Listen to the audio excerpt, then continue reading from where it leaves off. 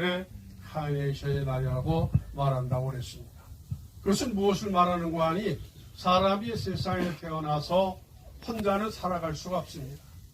그래서 인간관계를 죽을 때까지 맺으면서 살아가게 되어지는데 그 많은 인간관계 가운데서 가장 좋은 인간관계가 어떤 관계이냐?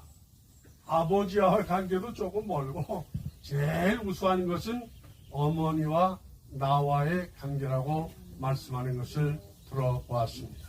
그래서 어머니는 정말로 우리에게 소중하고 귀하고 아름다운 분이 아닐 수가 없습니다. 전에 우리 교회 이오키 권사님이라고 계십니다. 지금은 세상을 떠났습니다마는 그분이 누구냐 하면은 크리스찬 위클리 발행인이신 조명환 목사님의 장모님이세요. 그 어느 날 어머니 주일에 이런 잔치를 했는데 식사 시간에 그런 말씀하시더라고요. 목사님. 예. 어머니는 죽을 때까지 자식한테 충성을 하는데 자식은 그렇게 하지 않는다고 하더라고요. 환경에 따라서 그 다음에 부모도 피하여 갈 때도 있고 또 멀리 할 때도 있는데 어머니는 죽을 때까지 자식을 위해서 충성한다고 하는 말씀을 들어봤습니다. 한 3, 4년 전이라고 기억이 되어지는데 어느 텔레비전 방송국에서 장애 아들을 가진 어머니에 대한 인터뷰하는 기사가 나왔어요. 그 기자가 어머니에게 물어봤습니다. 어린 자식과 함께 6년 동안 초등학교를 함께 다니셨는데 그동안 고생을 많이 하셨습니다. 지난 6년 동안 가장 힘든 것이 무엇이었습니까? 이렇게 물어봤더니 그렇게 말을 하더라고요. 육신적으로 힘든 것은 얼마든지 참을 수 있었지만은 정말로 힘든 것이 있었다고 그러더라고요. 왜냐하면 걷지를 못하기 때문에 그 어머니가 6년 동안 등에 업고 학교를 오고 갔었습니다. 이게 무엇이 그렇게 힘들겠습니까? 그랬더니 나를 가장 힘들게 하셨던 것은 같은 학교에 다니는 동급생이나 다른 학생들이 하는 말이 쟤는 병신이래. 그렇게 하는 말이 그 어머니의 귀에 들려질 때 가슴에 비수를 꽂는 것과 같은 아픔을 느꼈다고 말씀하여 주었습니다. 세상에 병신이 되고 싶어서 되는 사람이 누가 있습니까? 그런 자녀를 원하는 사람이 누가 있습니까? 그런 문제는 선택의 문제가 아니고 나의 죄 때문도 아니고 자녀들의 죄 때문도 아닙니다. 그런데도 계속되는 비난과 조롱을 참을 수 있었던 것은 그 자녀가 하나님이 주신 나에게 선물이기 때문에 인내할 수 있고 참을 수 있었다고 그렇게 말하는 것을 보았습니다. 우리 중에도 이런 자녀들의 문제로 아파하며 고통 당하시는 분들이 있습니다. 그분들을 생각할 때마다 얼마나 마음이 무거운지 모르겠습니다. 그래서 저도 그동안 교회를 섬겨오면서 건강한 자녀들을 위해서는 그렇게 많이 기도하지 못했지만은 그러나 어려움을 당하는 가정, 이렇게 참 핸디캡을 가진 자녀들을 볼 때마다 부모의 심정을 가지고 계속해서 지금도 기도해오고 있는 것입니다. 제가 기도하는 것은 생명을 주신 동안, 세상에 사는 동안 그런 자들이 자유롭게 하고 싶은 걸 마음대로 하고 하고 싶은 걸 마음대로 할 수 있도록 그렇게 하여 주시기를 계속해서 기도해오고 있습니다. 오늘 성경은 우리를 향하여서 누구를 즐겁게 하라고 그랬죠? 자신을 즐겁게 하라 이렇게 말씀하셨습니다. 너를 기쁘게 하라 이렇게 말씀하시지 아니하시고 누구를 기쁘시게 하라고? 너 낳은 부모를 즐겁고 기쁘게 하라 이렇게 말씀하셨습니다. 이것은 명령입니다. 명령입니다. 누구를 향한 명령이냐? 나와 여러분들을 향하여서 주시는 명령이에요. 이 명령이 누구의 명령이죠? 대통령의 명령보다도 더 무서운 살아계신 하나님, 전능하신 하나님, 심판의 주인 되신 하나님, 우리를 죄악에서 구속하시고 천국으로 인도하시는 그 하나님, 예수님 성령님께서 우리를 향하여서 이 땅에 살아가는 동안에 절대적인 이 명령을 말씀하여 줬습니다. 명령이라고 하는 것은 아랫사람이 윗사람에게 명령할 수 있습니까? 할 수 없죠. 그런 명령은 누가 순종을 하겠어요? 명령은 힘 없는 사람이 하는 것이 아니라 실력자가 하는 겁니다. 힘 있는 사람이 하는 겁니다. 그래서 그 명령을 받은 사람은 그 명령을 하기 싫어도 복종해야 되어지는 거예요. 왜?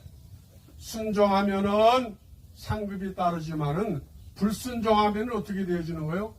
감당할 수 없는 책망과 심판이 따라오기 때문에 그러한 것입니다.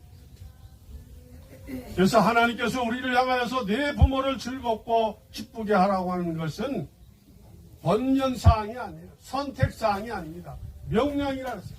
반드시 해야 되죠. 어떤 경우도 하는 것입니다. 하기 싫어도 해야 됩니다. 나를 낳으시고 길러주신 부모님께 효도하고 부모님을 즐겁게 해드린 일은 왜 우리가 순종해야 되어지느냐? 하나님이 기뻐하시는 일이기 때문에 그렇습니다.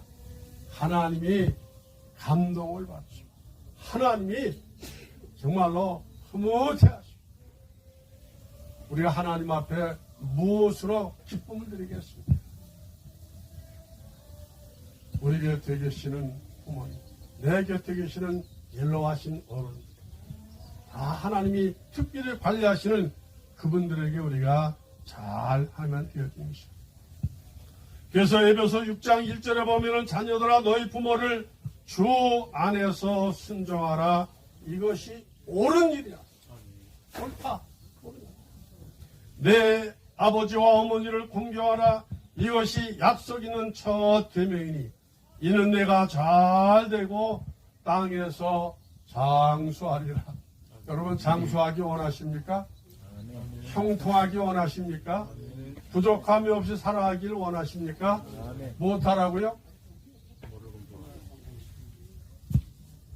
전에 그 다운타운에 브로드웨이 7가에 정삼여 권사님이라고 하는 권사님이 사셨는데 그 권사님의 아파트에 어느 할머니 한 분이 사시는데 그 할머니의 아들이 한 달이면 두세 번씩 어머니를 보러 오는데 자기 어머니만 보고 가는 것이 아니라 어머니의 친구 4-5명을 꼭 같이 불러서 이제 데리고 가는데 벌써 30년 전인데 그 어머니한테 봉투를 드리는데 한 500-600불짜리가 들어가는데 어머니에만만 드리는 것이 아니라 주변에 있는 어머니 친구분들 대여섯 분들한테도 같은 액수의 봉투를 다 돌리신다는 거예요. 그래서 옆에 있는 그 어머니 친구분들이 아들 언제 오기냐만을 늘 기다려요. 30년 전에 500불 굉장히 컸어요. 그 우리도 그런 돈 만져보지 못할 때입니다. 그 내가 궁금해서 물어봤어요. 도대체 무엇하는 분이기 때문에 그렇게 몇천 불씩 한 달에 그 어머니 친구들한테도 용돈을 주냐고.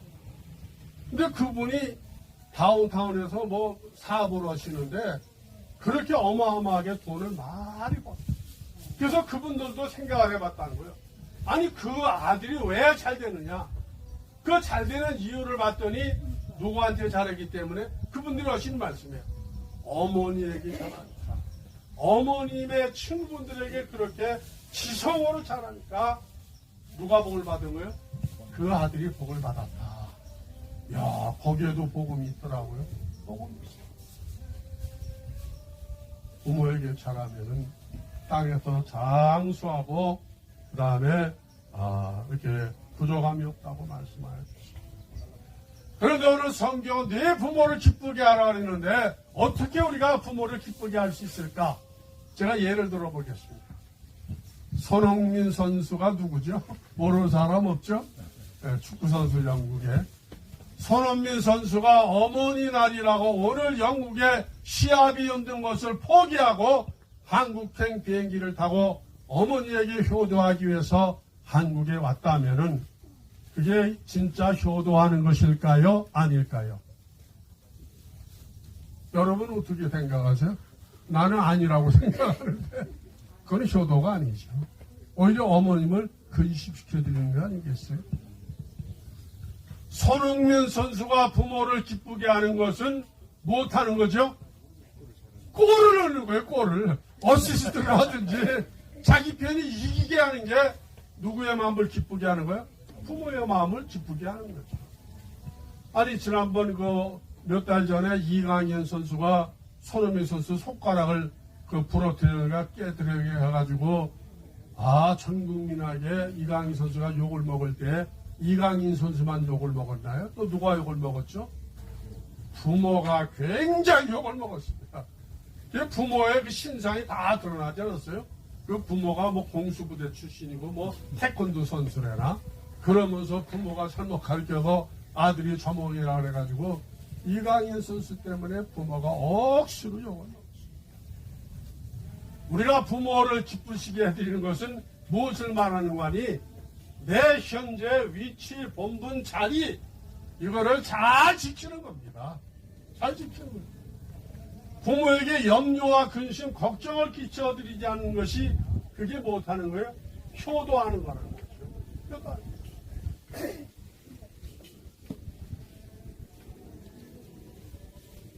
그래서 부모가 큰 것으로 이렇게 기뻐하는 것이 아니라 우리의 작은 것으로 기뻐하는 것입니다. 자녀가 아프면은 부모는 굉장히 가슴 아파.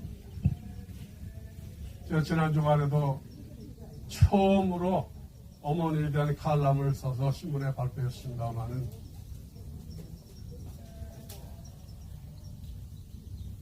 나는 다른 것으로 불효하지 못했는데 아픈 것 때문에 불효했어요.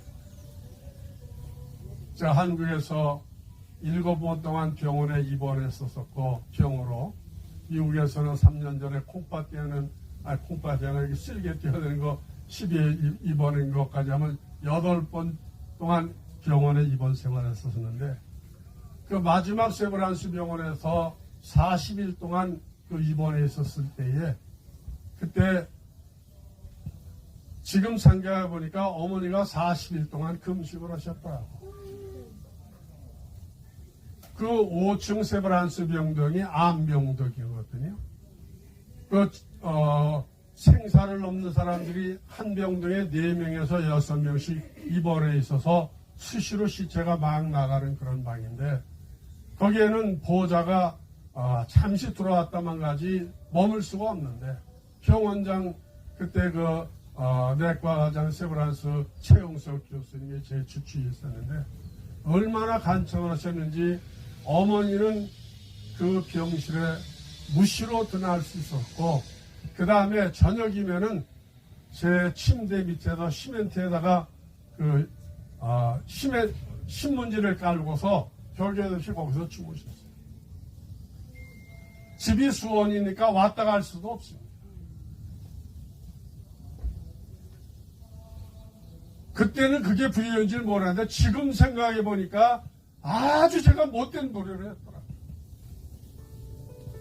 왜냐면 그 당시 생사가 언제 운명이 달려할지 모르기 때문에 그것을 지켜보기 위해서 어머니는 병상을 떠나가지 아니하시고 시름도 좀 피하시고 함께 걸으셨어요. 그래서 우리가 부모를 기쁘시게 하는 것은 다른 게 아니라 내 가정을 잘 지키고 내 자녀들 잘 돌보고 하나님신 사업과 직장을 잘 관리하고 여러분의 신앙생활 잘하는 것이 못하는 거라고 누구를 기쁘시게 하는 것? 하나님을 기쁘시게 하고 부모님을 기쁘게 하는 그런 삶을 통하여서 오늘 성경이 보장하신 땅에서 잘 되고 장수하고 형통한 그런 여러분들이 되어주시기를 주님의 이름으로 축복합니다. 기도하겠습니다. 걸어가시고